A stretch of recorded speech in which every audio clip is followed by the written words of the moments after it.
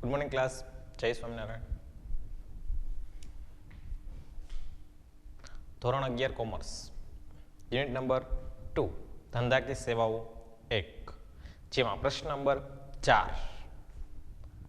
જય સરદાર સ્કૂલ ગોંડલ વતી આપનું હાર્દિક સ્વાગત છે. બરાબર.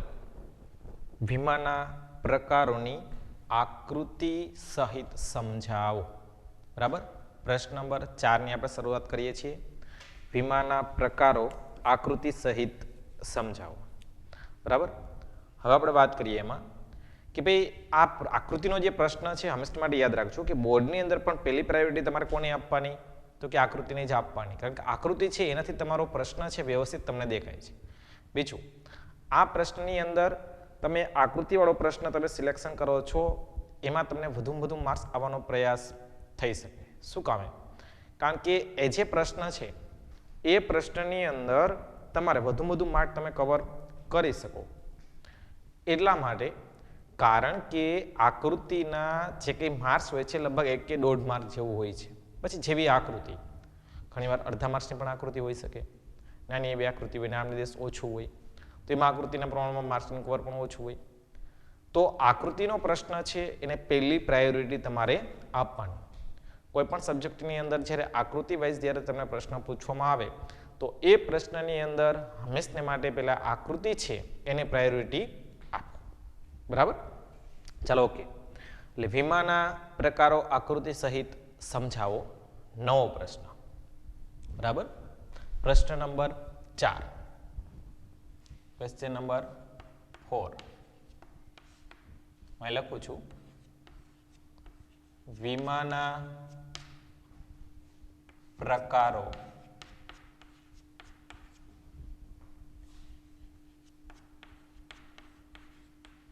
આકૃતિ સહ વર્ણન કરો. વીમાના પ્રકારો આકૃતિ સહ વર્ણન કરો. 3 માર્ક્સની અંદર પૂછવામાં આવતો પ્રશ્ન. બરાબર. 1 માર્ક્સમાં તમારી આકૃતિ, 2 માર્ક્સની અંદર તમારી સમજૂતી. બરાબર. 3 માર્ક્સ તમારા ડિવાઈડ થઈ જાય છે.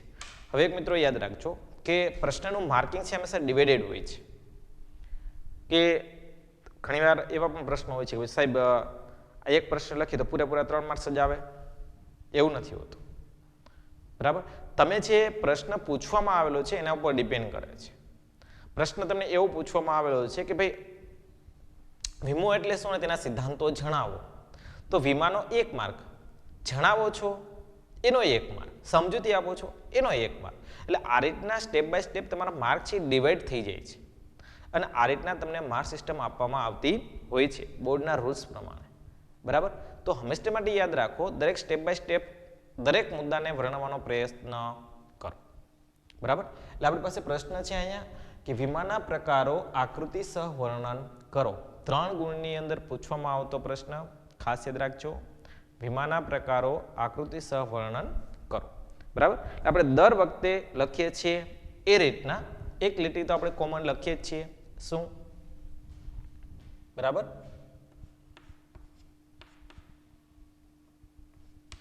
વીમાના પ્રકારો ની આકૃતિ અને સમજૂતી. બરાબર. નીચે મુજબ છે. આ વાક્ય દર બાબતે કોમન છે. દરેક પ્રશ્નની અંદર જે તે મુદ્દો આપેલો હોય એ મુદ્દાની અંદર લખવાનો પ્રયાસ કરવાનો. શું કામે? કારણ કે એ વાક્યથી આપણને ખબર પડે કે આપણે કયો પ્રશ્ન લખવાનો રહેશે. ઘણીવાર એવું થાય કે તમે જે પ્રશ્ન લખતા હોય ને એ પ્રશ્નમાં તમે અડધે સુધી પહોંચી જાઓ ત્યાં સુધી કોઈને ખબર નથી કે આપણે જવાબ શું લખીએ છીએ. પછી અડધે પહોંચીએ ને ત્યારે ખબર પડે કે ઓહો, પ્રશ્ન તો લખવાનો જ નહોતો અને બીજો જ લખાઈ ગયો. એટલે આવું ન થાય એ ખાસ ધ્યાન આપજો. બરાબર. એટલે પ્રશ્નની અંદર તમને શું કહેવામાં આવેલું છે એ મુજબ જ તમારે પ્રશ્ન લખવાનો રહેશે. બરાબર. એટલે વીમાના પ્રકારો આકૃતિ સહ વર્ણન કરો, જેમાં આપણે લીટી છોડીને લખવાનું છે પહેલા વીમાના પ્રકારોની આકૃતિ અને સમજૂતી નીચે મુજબ છે. હવે આપણે કેનું હેડિંગ બાંધશું તો કે પ્રકારોનું, બરાબર. એટલે લીટી છોડીને હેડિંગ બાંધવાનું પ્રકારોની. જો અહીં આકૃતિ વ્યવસ્થિત સમજાઈ શકે એટલે હું પ્રશ્ન પણ ભૂસી નાખું છું, બરાબર.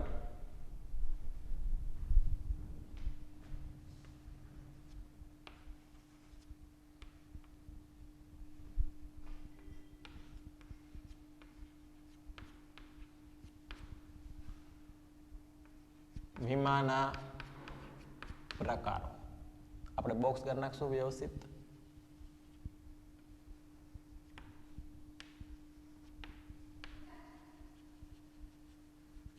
આપણી શું છે આકૃતિ છે, બરાબર. એટલે વીમાના પ્રકારોની આકૃતિની અંદર નીચે આપણે બે બોક્સ કરવાના છે.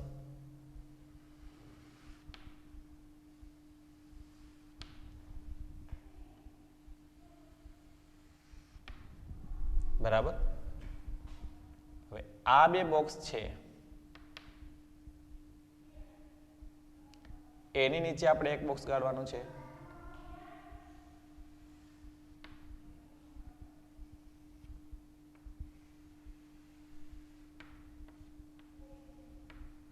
બરાબર. વીમાના પ્રકારોની અંદર એક સામાન્ય વીમો અને બીજું જીવન વીમો, બરાબર. એટલે એક બોક્સ આપણે કમ્પ્લીટ કર્યું. હવે નીચે બીજું બોક્સ એના જેવું જ કરવાનું છે આપણે પાછું, બરાબર.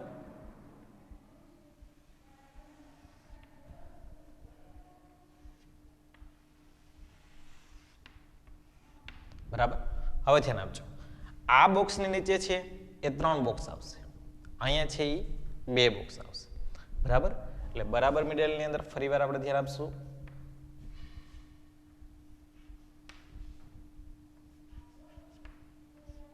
બરાબર. જેની અંદર આપણે એક બોક્સ ગાળશું, થોડાક મોટા ગાળશું જેના કારણે આપણને ખબર પડી શકે, બરાબર. બીજા મુદ્દાની પણ સેમ કન્ડિશન.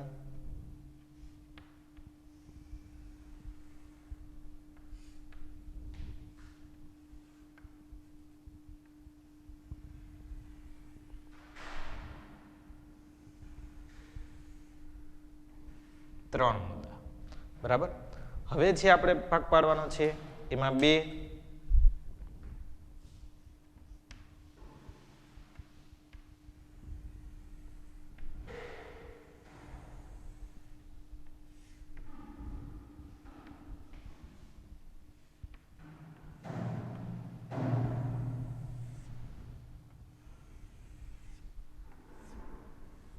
બરાબર.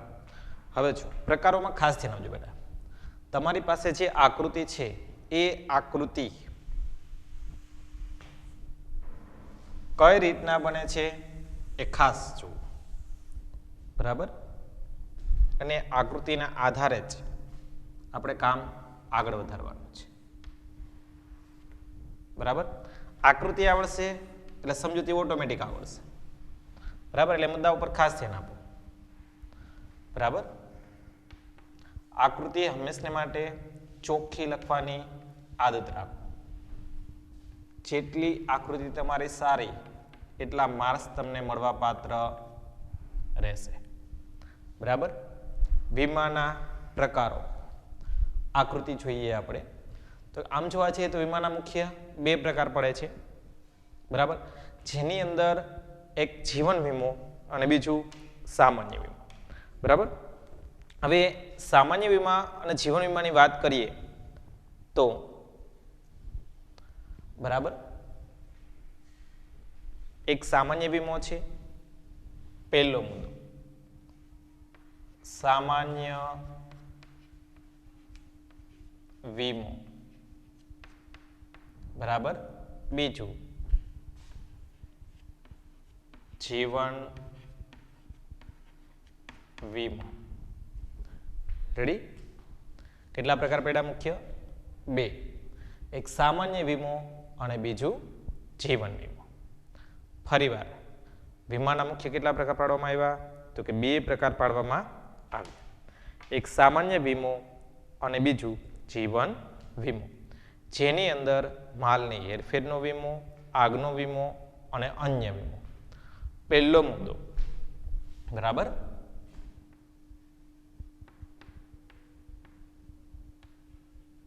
માલની હેરફેરનો વીમો. બોલું છું ફરીવાર. પહેલો મુદ્દો, માલની હેરફેરનો વીમો. બરાબર. મુદ્દા નંબર 2 ની વાત કરીએ તો આગનો વીમો. આગનો વીમો. બરાબર. પછી મુદ્દા નંબર 3 ની વાત કરીએ તો અન્ય વીમો. રેડી. સામાન્ય વીમાની અંદર આપણે 3 પ્રકાર જોયા. એક માલની હેરફેરનો વીમો, બીજું આગનો વીમો અને ત્રીજું અન્ય વીમો. જીવન વીમાની અંદર તો કે 2 પ્રકાર જોશું. એક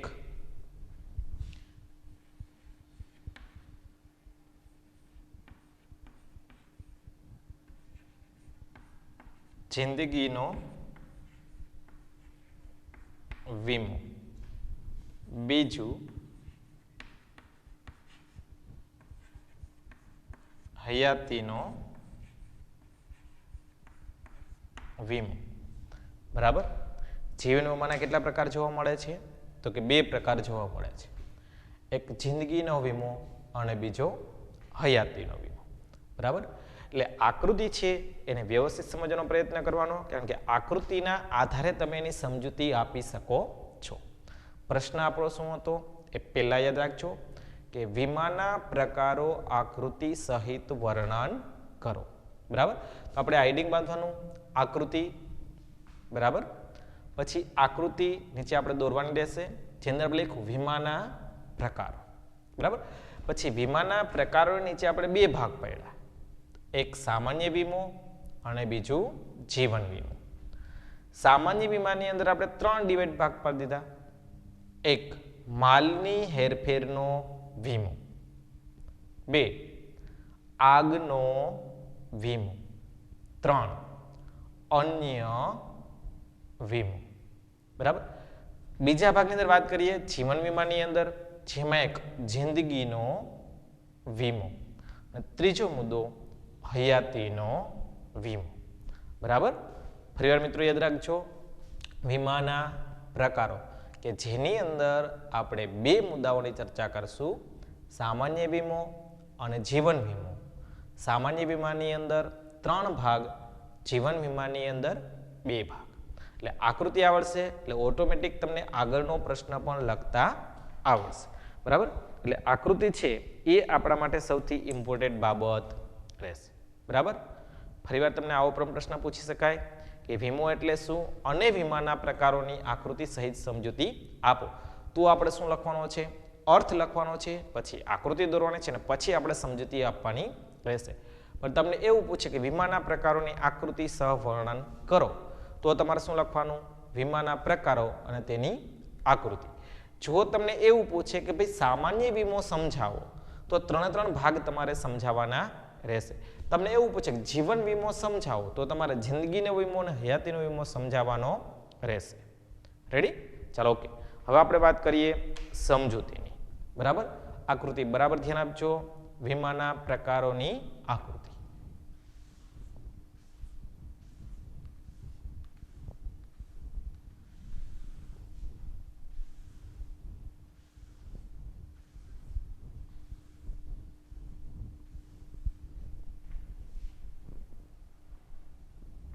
ચલો, હવે આપણે વાત કરશું સમજૂતી.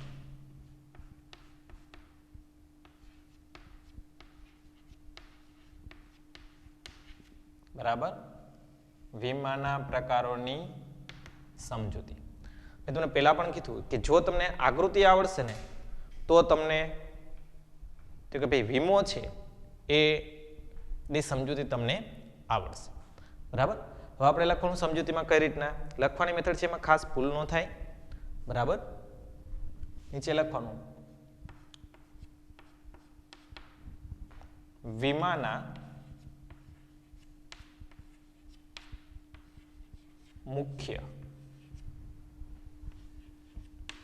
બે પ્રકાર છે, બરાબર. આ પહેલો મુદ્દો. વીમાના મુખ્ય કેટલા પ્રકાર છે? તો કે બે પ્રકાર પાડવામાં આવે છે. આ બે શબ્દની અંડરલાઈન કરી નાખવાની. કારણ કે તમને વિકલ્પમાં પૂછવામાં આવતો પ્રશ્ન વીમાના કેટલા પ્રકાર છે, તો વીમાના મુખ્ય બે પ્રકાર છે, બરાબર. જેમાં આપણે એક કરીને લખીએ છીએ સામાન્ય વીમો, બરાબર. બે જિંદગીનો વીમો, બરાબર.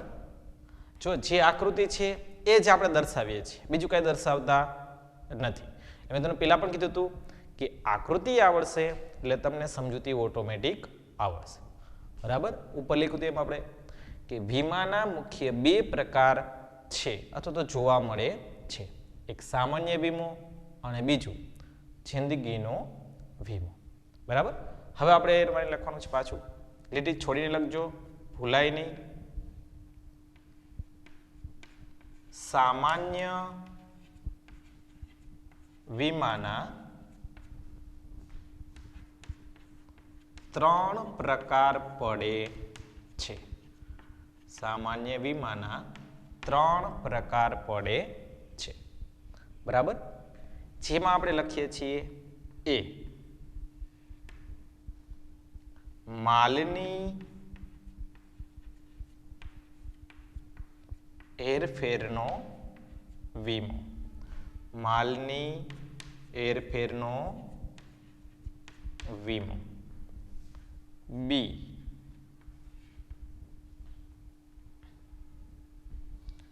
આગનો વીમો, બી આગનો વીમો. સી અન્ય વીમો. રેડી? હવે જો ખાસ યાદ રાખજો કે તમારી જે લખવાની મેથડ છે એમાં ચેન્જીસ થવું જોઈએ નહીં, કારણ કે એ લખવાની મેથડ ઉપર આપણા માર્ક છે ડિપેન્ડ થાય છે. કેવું લખો છો, સુંદર છે એટલું લખાણ તમારું સારું હોય અને સાચું હોય, એના પરફેક્ટ તમને માર્ક્સ છે એ મળવા પાત્ર રહે છે. હું અહીં લખું છું એ મેથડમાં ખાસ ધ્યાન આપજો. મેઇન મુદ્દો છે ત્યાં આપણે નંબર આપેલા છે, પેટા મુદ્દો છે ત્યાં આપણે મૂળાક્ષર આપેલા છે, બરાબર. મીન્સ કેપિટલ લેટર આપણે અહીંયા આપેલા છે. જેમ કે વીમાના મુખ્ય કેટલા પ્રકાર પાડવામાં આવ્યા? તો કે બે પ્રકાર પાડવામાં આવે છે, એક સામાન્ય વીમો અને બીજો જિંદગીનો વીમો. સામાન્ય વીમાના પાછા તો કે ત્રણ પ્રકાર પાડવામાં આવે છે, એક માલની હેરફેરનો વીમો, બે આગનો વીમો અને ત્રણ અન્ય વીમો. આ ત્રણ નીચે આપણે અંડરલાઈન કરશું કે જે તમને એક માર્ક્સ કે વિકલ્પમાં પૂછવામાં આવતો પ્રશ્ન, બરાબર. હવે આપણે વાત કરશું જીવનનો વીમો, બરાબર. નીચે સમજાશે નહીં એટલા માટે હું અહીંયા તમને ફરીવાર બાજુમાં લખી આપું છું, બરાબર.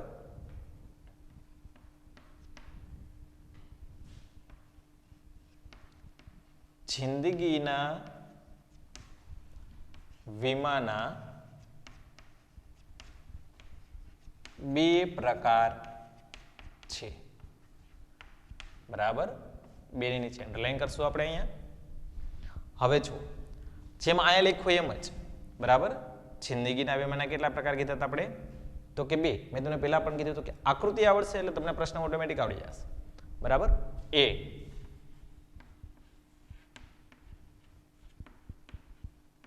જિંદગીનો વીમો, બરાબર. બી હયાતીનો વીમો. બીજો કયો મુદ્દો હતો?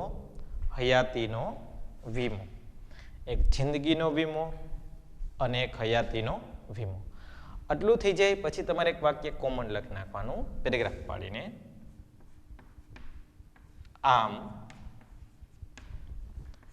વીમાના પ્રકારો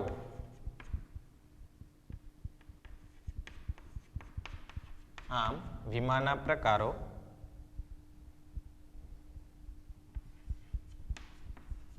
જોવા મળે છે. બરાબર, તમારો પ્રશ્ન અહીંયા કમ્પ્લીટ થઈ જાય છે. હવે આપણે સામાન્ય વાત કરીએ તો જુદા જુદા જે કંઈ વીમા છે એ વીમાના વિવિધતાને કારણે એમાં શું આવ્યું તો કે એમાં વિવિધતાને કારણે જુદા જુદા પ્રકારો છે એ જોવા મળે છે.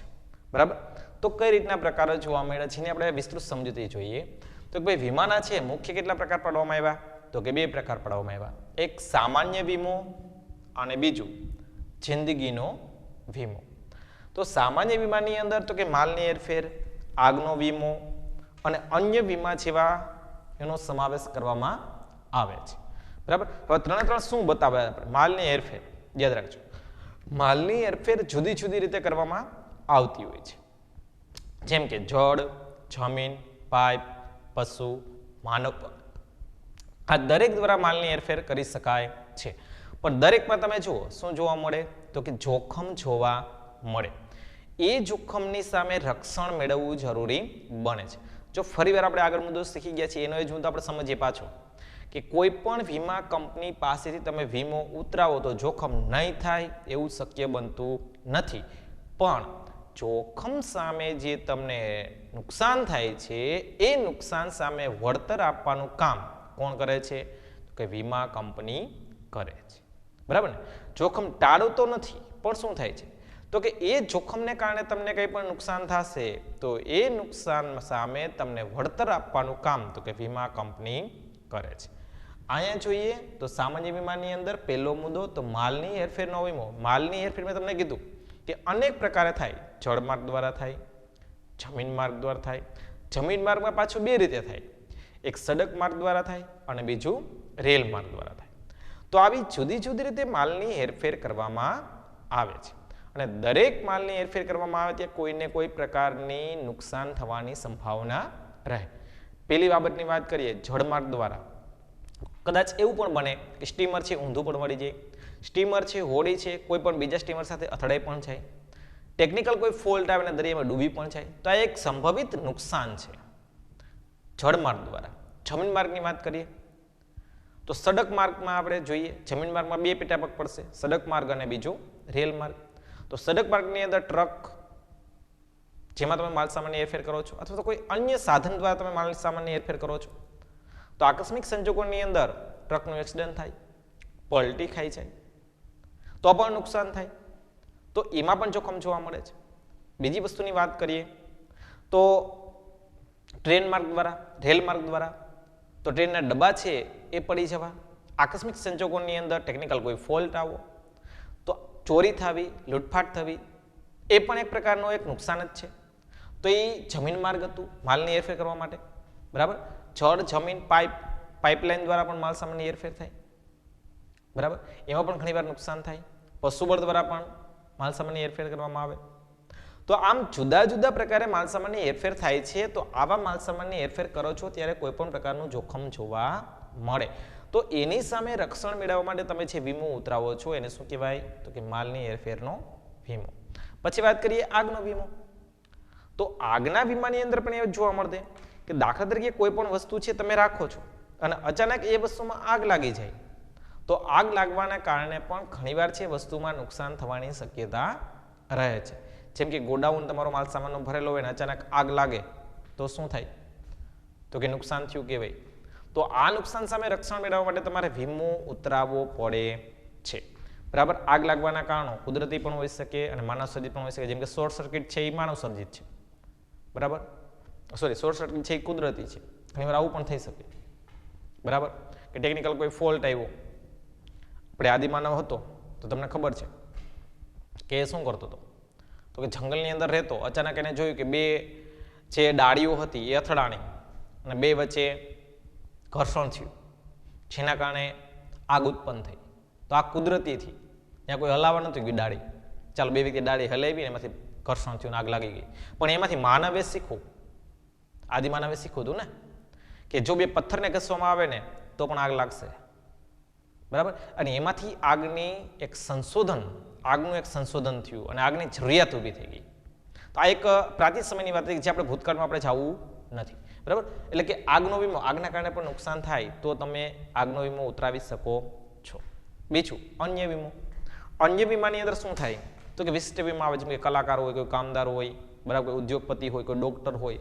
તો આ દરેકે દરેક વ્યક્તિ કામ કરે છે એમાં જોખમ જોવા મળે. જેમ કે ડાન્સર છે એ ડાન્સ કરતો હોય, બરાબર, અને પગ ભાંગી જાય, બની જાય આવું શકે, બરાબર, તો પગનો વીમો છે. ગાયક કલાકાર છે તો ગળાનો વીમો ઉતારાય, બરાબર. ડોક્ટર છે તો ડોક્ટરી સેવાનો વીમો ઉતરાવે.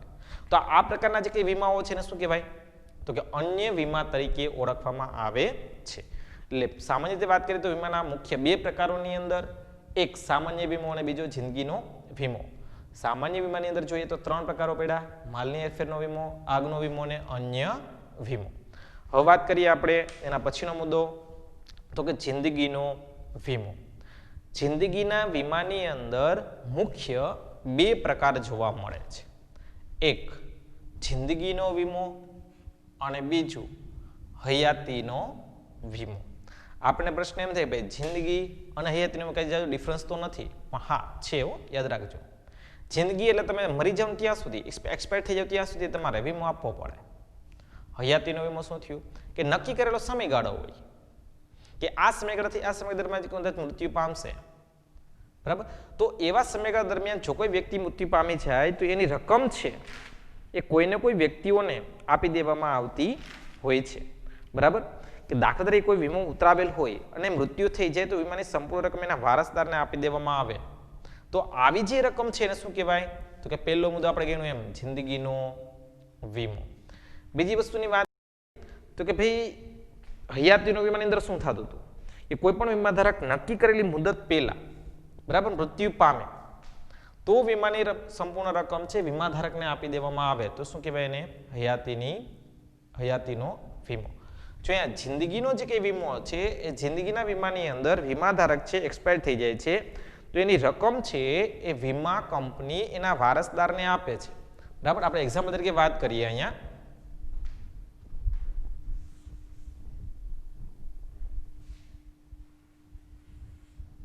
દાખલા તરીકે અહીંયા શિવજીભાઈ છે. શિવજીભાઈ એક વીમો ઉતરાવ્યો, બરાબર. નાગજીભાઈ એમનો પુત્ર છે, બરાબર. જિંદગીના વીમા અંદર વાત કરું છું. હવે શિવજીભાઈએ વીમો ઉતરાવેલો છે જિંદગીનો વીમો 2 લાખ રૂપિયા, બરાબર. અને શિવજીભાઈ કદાચ એક્સપાયર થઈ જાય તો આ જે 2 લાખનો વીમો છે એ કોને મળવા પાત્ર રહેશે તો કે નાગજીભાઈ, કે જેમના પુત્ર છે, એટલે કે કોણ છે વારસદાર.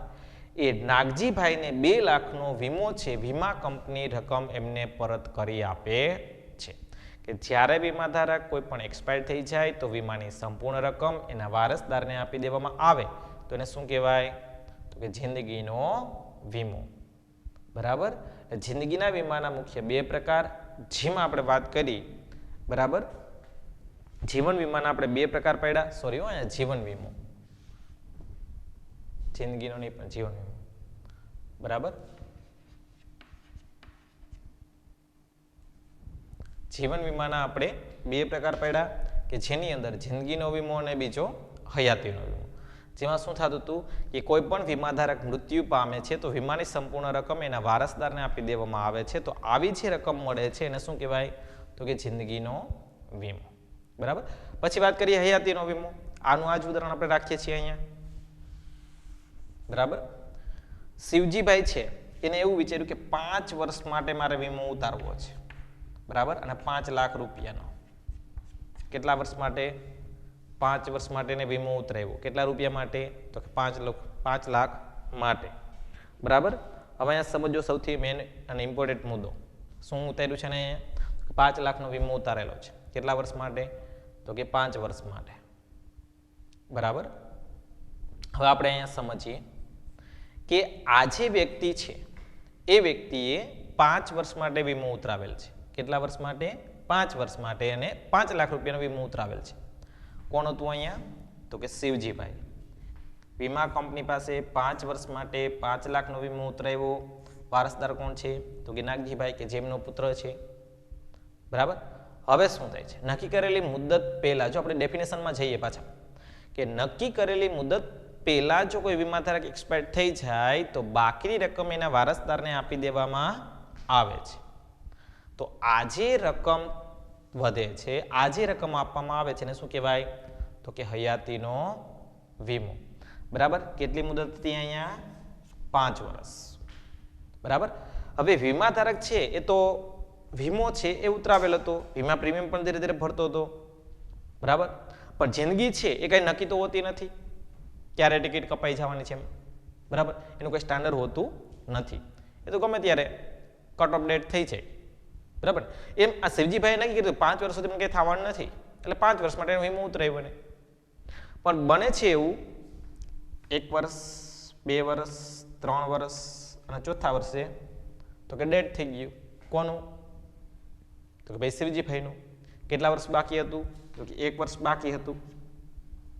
બરાબર, તો હવે શું થશે, તો કે શિવજીભાઈની જે કઈ રકમ હતી, કેટલી હતી, તો કે 5 લાખ. આ 5 લાખ રૂપિયાની રકમ છે એ નાગજીભાઈને ચૂકવી દેવામાં આવશે. કોના તરફથી, તો કે વીમા કંપની તરફથી. શું કામે, તો કે એની હયાતી હતી ત્યાં સુધીનો વીમો હતો, એટલા માટે હયાતીનો વીમો થયો. પણ એક વસ્તુ ખાસ છે કે 1 વર્ષનું જે પ્રીમિયમ બાકી છે એ પ્રીમિયમ નાગજીભાઈએ સંપૂર્ણ રકમ છે એ ભરવાની રહેશે. બરાબર, એટલે અહીંયા શું બનશે કે 1 વર્ષનું જે પ્રીમિયમ છે, મંથલી હોય, 6 મંથલી હોય કે યરલી હોય, એ નક્કી કરેલા સમયગાળા સુધી નાગજીભાઈએ આ પ્રીમિયમ ભરતું રહેવાનું રહેશે. જો એ પ્રીમિયમ નહીં ભરે તો વીમા કંપની એને બાકી નીકળતી રકમ છે ક્યારેય પરત કરશે નહીં. બરાબર, એટલે આ જે મુદ્દો હતો કે જીવન વીમાના મુખ્ય 2 પ્રકાર પાડવામાં આવ્યા, એક જિંદગીનો વીમો અને હયાતીનો વીમો. બરાબર, હવે જો મેં તમને અહીંયા ઉપર છેલ્લી માહિતી આપેલી છે, દરેક પ્રશ્ન આપણે વિસ્તૃત રીતે પણ સમજશું, તો ખાસ મિત્રો યાદ રાખજો. બરાબર, આપણે જે સમજવાનું છે એ. બરાબર, તમને પ્રશ્ન કઈ રીતના પૂછે છે, જવાબ કઈ રીતના લખવાનો છે એ ખાસ યાદ રાખવાનું. બરાબર, આપણો પ્રશ્ન એ રીતના હતો કે વીમાના પ્રકારોની આકૃતિ સહિત વર્ણન કરો. બરાબર, જો તમને અર્થ પૂછવામાં આવેલો હોય તો જ તમારે અર્થ લખવાનો રહેશે, નહીતર લખવાનો નથી. એટલે પહેલા આપણે હેડિંગ બાંધશું શું, તો કે વીમાના પ્રકારોની આકૃતિ અને સમજૂતી નીચે મુજબ છે. આ હેડિંગ બાંધી દીધું. પછી આપણે એરો મારીને લખીએ છીએ, ફૂદડી કરીને લખીએ છીએ પ્રકારો. પ્રકારોની અંદર આપણે એક ચાર્ટ બનાવીએ છીએ, આકૃતિ બનાવીએ છીએ, જેની અંદર ઉપરના ભાગની અંદર વીમાના પ્રકારો, નીચે આપણે 2 બોક્સ ગાળીએ છીએ, એકમાં સામાન્ય વીમો અને બીજામાં જીવનનો વીમો. બરાબર, પછી સામાન્ય વીમાની અંદર આપણે 2 ભાગ પાડ્યા છે, 3 ભાગ પાડેલા છે, માલની હેરફેરનો વીમો, આગનો વીમો અને અન્ય વીમો. એ જ રીતે બાજુના બોક્સની અંદર આપણે 2 ભાગ પાડેલા છે, જેમાં આપણે લખીએ છીએ જીવન વીમો ઉપરના ભાગની અંદર, નીચે આપણે 2 ભાગ પાડ્યા, એક જિંદગીનો વીમો અને બીજું હયાતીનો વીમો. બરાબર, તો આ જે આકૃતિ છે એ જ પ્રમાણે તમારે એની સમજૂતી આપવાની રહેશે. બરાબર, એટલે કોઈ જાતની તમને તકલીફ પડે નહીં. એટલે તમને આકૃતિ આવડશે એટલે પ્રશ્ન તમારો કમ્પ્લીટલી તમને સમજાઈ જશે. આખો પ્રશ્ન છે તમારો આકૃતિ ઉપર ડિપેન્ડ રહેશે. બરાબર, જો આ દરેક મુદ્દો તમને અલગ અલગ પણ પૂછાઈ શકે, જેમ કે સામાન્ય વીમા વિશે નોંધ લખો તો તમારે 3 મુદ્દા લખવાના રહેશે, 3ની અંદર ડિટેલ પણ લખવાની રહેશે. તમને એવું પૂછે કે જીવન વીમા વિશે નોંધ લખો તો તમારે 2 મુદ્દા લખવાના રહેશે, બંનેમાં ડિટેલ પણ લખવાની રહેશે. એટલે આ રીતના તમે વીમાના પ્રકારો આકૃતિ સહિત સમજૂતી તમે લખી શકો છો. બરાબર, છેલ્લે મેં તમને કીધું એમ ભૂલાય નહીં, ખાસ યાદ રાખજો કે આમ વીમાના પ્રકારો જોવા મળે છે. બરાબર, એટલે પ્રશ્ન લખવાની મેથડ છે, એમાં કોઈ જાતનો ફેરફાર થવો ન જોઈએ, એ પણ વ્યવસ્થિત લખજો, જેના કારણે તમારા માર્ક્સ છે એ કવર થઈ શકે. બરાબર, બીજી વસ્તુ ચેકચાક ન થાય એનું પણ ખાસ ધ્યાન રાખવાનું. દરેક મુદ્દાની અંદર કેટલી સમજૂતી આપવાની છે એ પ્રશ્નમાં માંગેલી ડિટેલ મુજબ જ, મીન્સ કે માંગેલી વિગત મુજબ જ તમારે પ્રશ્નનો જવાબ લખવાનો રહેશે. બરાબર, ફરીવાર આપણે સમજીએ પ્રશ્ન નંબર 4. વીમાના પ્રકારો આકૃતિ સહિત સમજાવો. મેં તમને કીધું એમ આકૃતિ આવડશે એટલે પ્રશ્નની ડિટેલ ઓટોમેટિક તમને સમજી જશે. બરાબર બરાબર. તો ચાલો આજનો પીરિયડ આપણે અહીંયા પૂર્ણ કરીએ છીએ. બરાબર. નેક્સ્ટ પીરિયડની અંદર નવા પ્રશ્ન સાથે ફરીવાર મળશું. ત્યાં સુધી બધાને ઓલ ધ બેસ્ટ. જય સ્વામિનારાયણ.